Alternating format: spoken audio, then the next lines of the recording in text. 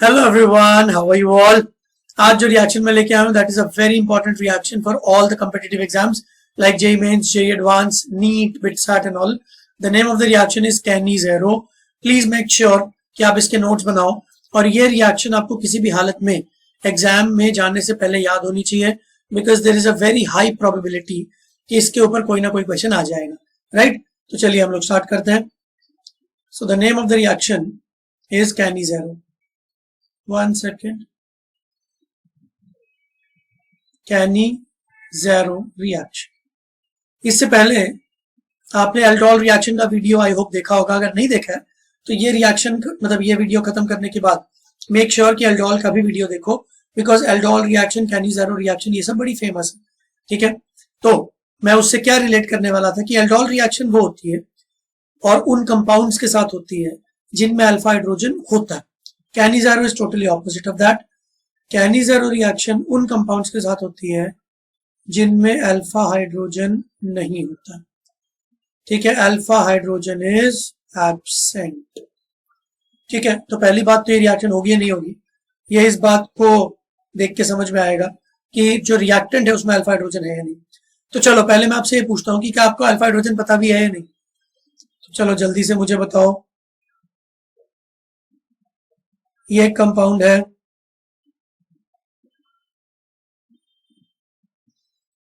और ये एक कंपाउंड है, इसमें बताओ किसमें अल्फा हाइड्रोजन है। सो द आंसर इज, देखो सी डबल बॉन्ड ओ का जो एडजेसेंट कार्बन होता है उसको अल्फा बोलते हैं और उस कार्बन के ऊपर जो हाइड्रोजन होता है उसको अल्फा हाइड्रोजन बोलते हैं। तो इस कंपाउंड में अल्फा हाइड्रोजन हैं।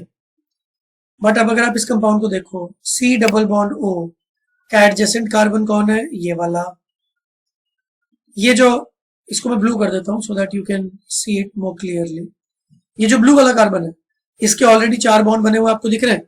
देखो इधर डबल बॉन्ड बन रहा है, इधर सिंगल बन रहा है और इधर सिंगल बन रहा है। तो टोटल 4 बॉन्ड तो इसके कंप्लीट हो गए। तो क्या इसके पास कोई भी हाइड्रोजन होगा? आंसर है नो, इसके पास कोई हाइड्रोजन नहीं होगा। तो इसलिए हम लोग बोलेंगे in this particular compound no alpha hydrogen is there.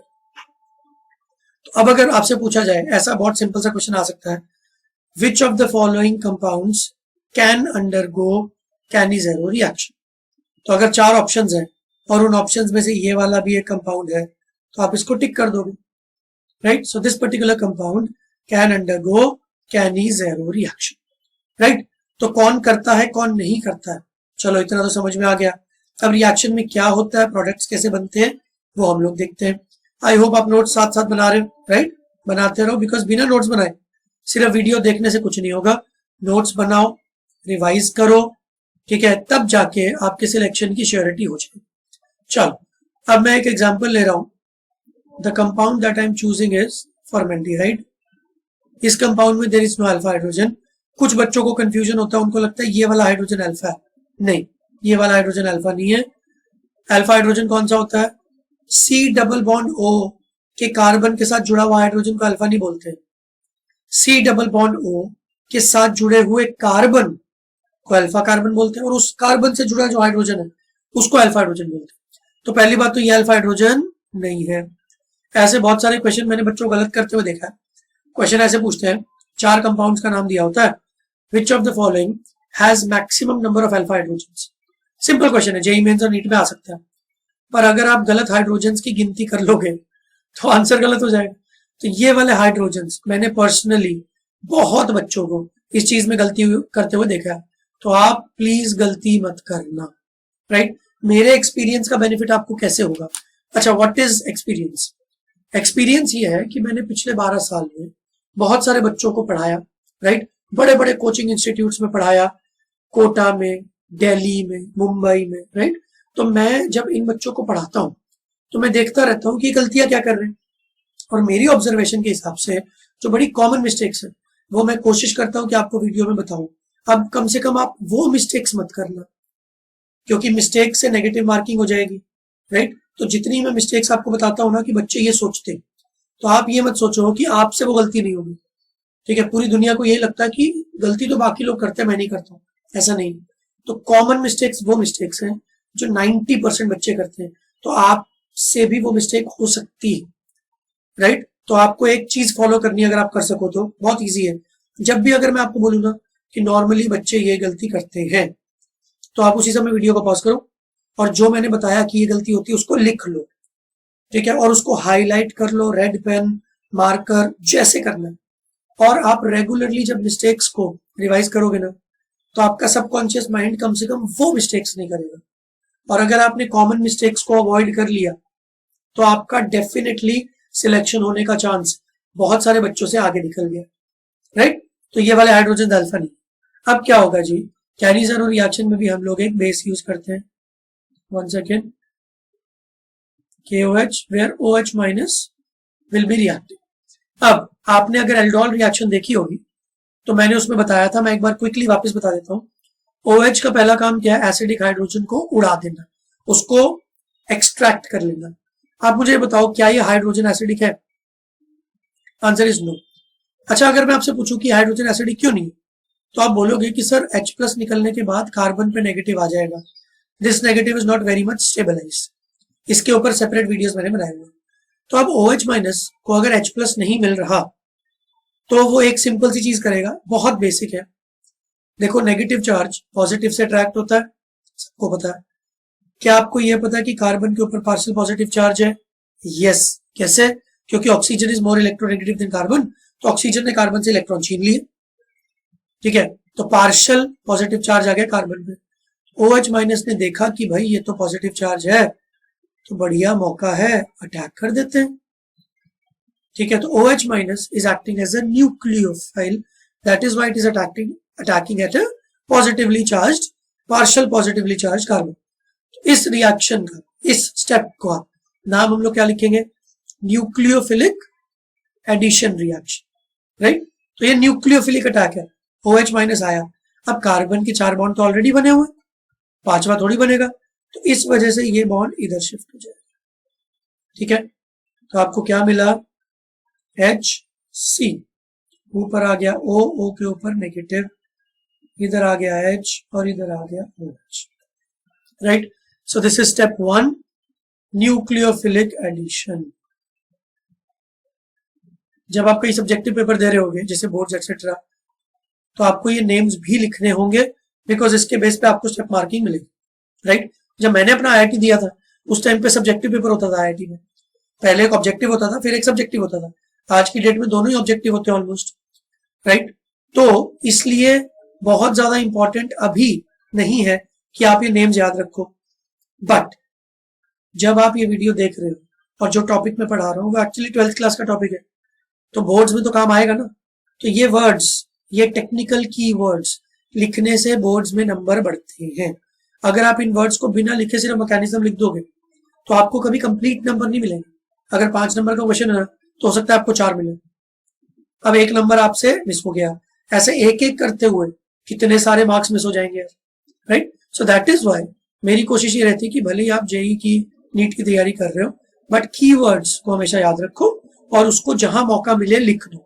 So this is a nucleophilic attack, ठीक है। चलो, ये कंपाउंड बन गया। अब ये कंपाउंड क्या करेगा, ध्यान से समझना, 1 सेकेंड, यस।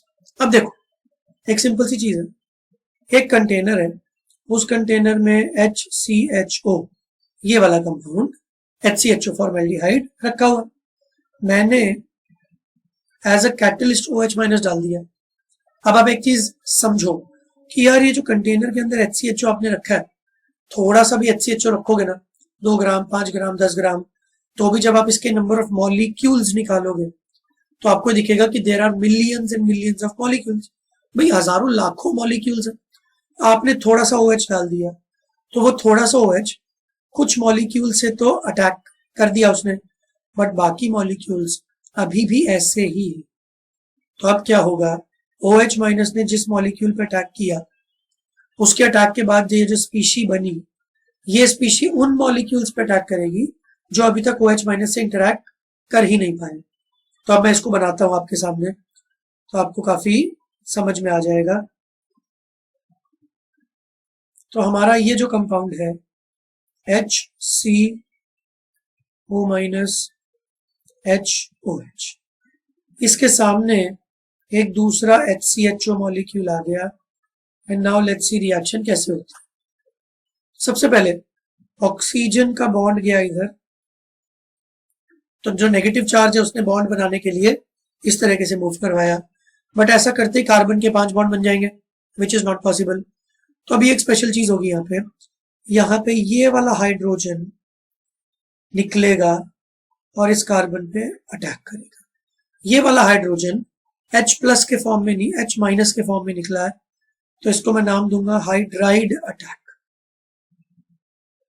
H- मतलब हाइड्राइड, तो हाइड्राइड का अटैक होगा, और सिंस H- है तो इसीलिए वो कार्बन पार्शियल पॉजिटिव चार्ज जो दूसरे मॉलिक्यूल का कार्बन है उस पर अटैक करेगा। तो इस पूरे अटैक से क्या होगा,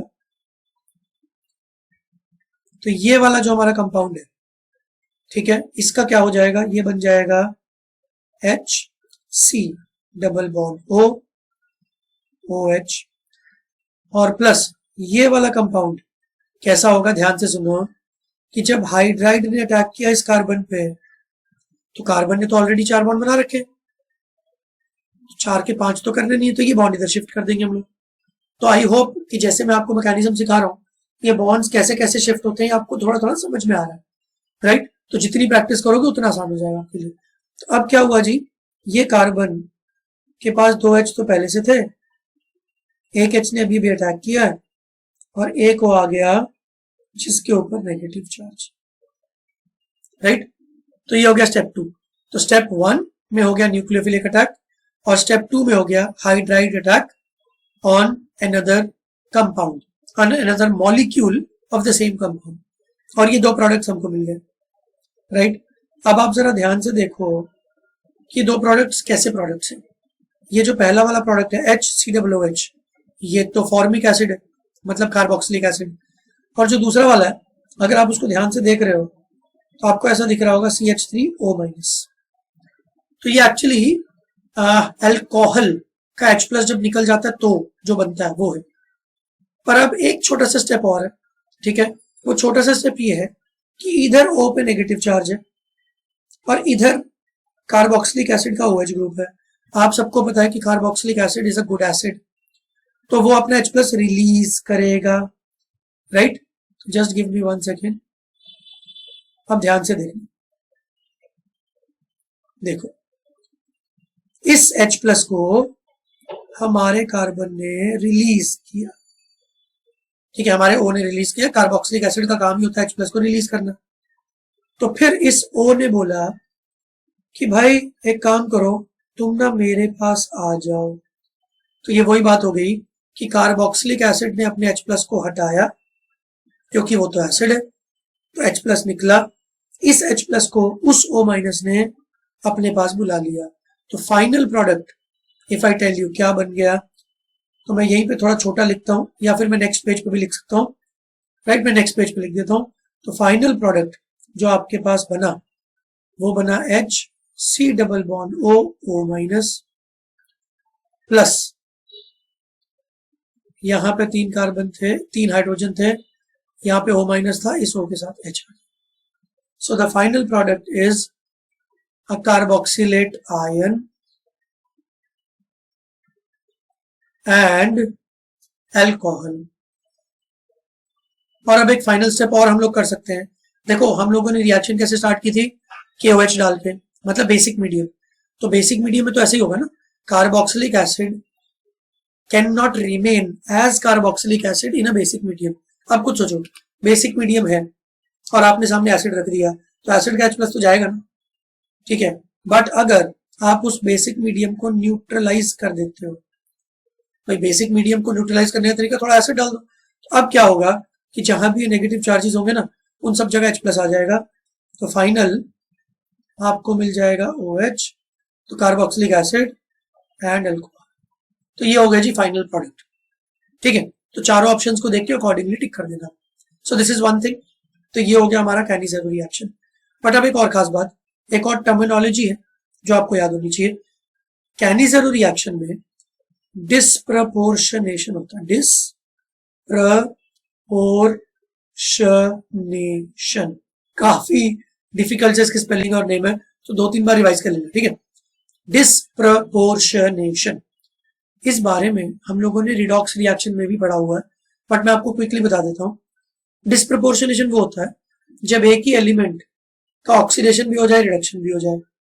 अब आप ध्यान दो, ये दोनों प्रोडक्ट्स जो बने, ये कैसे बने? रिएक्टेंट क्या था? रिएक्टेंट था HCHO। तो HCHO के दो मॉलिक्यूल्स आपस में रिएक्ट हुए और एक प्रोडक्ट ये बन गया और एक प्रोडक्ट ये बन गया, दोनों ही बन गए। तो ये बन गया कार्बोक्सिलिक एसिड और ये बन गया अल्कोहल। तो जब मैं एल्डिहाइड को ऑक्सीडाइज करता हूं तो कार्बोक्सिलिक एसिड बनता है, पर जब मैं एल्डिहाइड को रिड्यूस करता हूं, रिडक्शन करता हूं, तो अल्कोहल बनता है। तो इस एक रिएक्शन में एल्डिहाइड का ऑक्सीडेशन भी हो गया, एल्डिहाइड का रिडक्शन भी हो गया, इसलिए इस रिएक्शन का स्पेशल नेम क्या है? डिस्प्रपोर्शनेशन। राइट, ये बात आपको समझ में आ गई। अब ये जो चीज है ना, ये प्रोडक्ट को याद रखने का एक अच्छा टेक्निक है कि भाई अगर आपके एग्जाम में कोई कैनिज़ेरो रिएक्शन के ऊपर क्वेश्चन आ गया तो अब या तो आप पूरा मैकेनिज्म करो और फिर देखो कि क्या प्रोडक्ट बना। ये थोड़ा लंबा तरीका है, बट मैं आपको क्विकली सिर्फ इस चीज को याद रखते हुए बताता हूं कि कैसे आपको सोचना है। राइट, तो चलो एक क्वेश्चन और कर लेते हैं फटाफट बिना मैकेनिज्म के। आपका होमवर्क ये है कि आपको उसका मैकेनिज्म खुद से बनाना है। ये वीडियो अच्छे से देखो, नोट्स बनाओ और फिर जो मैं क्वेश्चन करवा रहा हूं उसका मैकेनिज्म खुद से लिखो और जो मैं आपको आंसर बताऊंगा उस आंसर को मैच करवाओ। अगर आपका आंसर मैच हो गया तो कमेंट बॉक्स में मुझे बताओ, ठीक है, कि सर आंसर मैच हो गया, वेरी गुड। अगर आंसर मैच हो गया मतलब आपको समझ में आ गया। अगर कोई भी डाउट हो रहा है तो मुझसे पूछो, ठीक है। चलो तो मैं आपको क्वेश्चन करवाता हूं। क्वेश्चन है PHCHO। पीएच मतलब ये बेंजीन के ऊपर हमारा CHO ग्रुप है, ठीक है। इसकी हमने कराई कैनिज़ेरो रिएक्शन। तो इसका पूरा मैकेनिज्म आपको खुद लिखना है, पर प्रोडक्ट्स कैसे बनेंगे? Products will be disproportionation. तो एक प्रोडक्ट तो बन जाएगा जहां पे CHO का ऑक्सीडेशन हो गया और बन गया COOH बेंजोइक एसिड, और एक प्रोडक्ट वो बनेगा जहां पे CHO का रिडक्शन हो गया और बन गया CH2OH। राइट, तो अगर आप बस इतना से याद रखो कि डिस्प्रपोर्शनेशन होता है तो एक सेकंड में आपको दोनों प्रोडक्ट्स मिल जाएंगे। बट हाँ, इसका मैकेनिज्म याद रखना अपने आप में बहुत इंपॉर्टेंट है, और मैकेनिज्म में जो छोटे छोटे नुआंसेस हैं, ठीक है, जो छोटे छोटे पॉइंट्स हैं, स्टेप्स हैं, वो और बहुत सारी रिएक्शंस में तो काम आते हैं। Right, so I hope dear students आपको कैनिज़ेरो समझ में आ गया होगा, बेसिक कैनिज़ेरो। इसमें क्रॉस्ड कैनिज़ेरो भी होती है, इसमें इंट्रामोलिक्यूलर कैनिज़ेरो भी होती है, ठीक है। एक बड़ा सा कंपाउंड होगा, देखो यहाँ पे क्या हो रहा है, ध्यान से सुनो। यहाँ पे दो कंपाउंड्स हैं, दोनों में CHO ग्रुप है। पहले OH एक CHO पे अटैक करता है, फिर वो दूसरे पे अटैक करता है। राइट, अगर मैं एक बड़ा सा चेन कंपाउंड बना दूं जिसमें दोनों तरफ CHO ग्रुप है, तो बीच में 5-6 कार्बन है और दोनों तरफ CHO है, और एक CHO दूसरे पे अटैक कर रहा है। तो एक ही मॉलिक्यूल का एक CHO दूसरे पे अटैक कर रहा है, तो इसको बोल देते हैं इंट्रामोलिक्यूलर, ठीक है। तो ये टर्मिनोलॉजी है। इंटरमोलिक्यूलर मतलब दो अलग मॉलिक्यूल्स एक दूसरे पे अटैक कर रहे हैं, इंट्रामोलिक्यूलर मतलब एक बड़ा सा मॉलिक्यूल होगा, उसी का एक स्पीशी दूसरे पे अटैक करेगा। तो ऐसे आगे बहुत सारे प्रैक्टिस क्वेश्चंस में ले आऊंगा, फास्ट ईयर एग्जाम्स के डायरेक्ट क्वेश्चंस में आपको करवा दूंगा। और आई एम ऑलमोस्ट 100% श्योर कि अगर आपने वीडियो अच्छे से देख के नोट्स बना लिए ना, तो इंट्रामोलिक्यूलर और क्रॉस्ड कैनिज़ेरो भी आपको समझ में आ जाएगी, नो वरीज। बट स्टिल अगर आपको कोई भी डाउट होता है आप मुझे कमेंट बॉक्स में बताओ, मैं उसके ऊपर स्पेशलाइज्ड वीडियोस भी बना दूंगा। राइट, सो आई होप कि आपको कैनिज़ेरो समझ में आ गई है, और अगर आपको अच्छी लगी तो आप लाइक सब्सक्राइब शेयर कर देना यार, ताकि बाकी बच्चों तक भी हम पहुंच सके और उनका जो एग्जाम का डर है उसको धीरे धीरे हम सब लोग मिलके थोड़ा कम कर सके। राइट, चलो तो आज के लिए इतना काफी है। नेक्स्ट वीडियो में एक और अच्छी रिएक्शन मैं आपके लिए लेके आता हूं। अभी के लिए बाय बाय।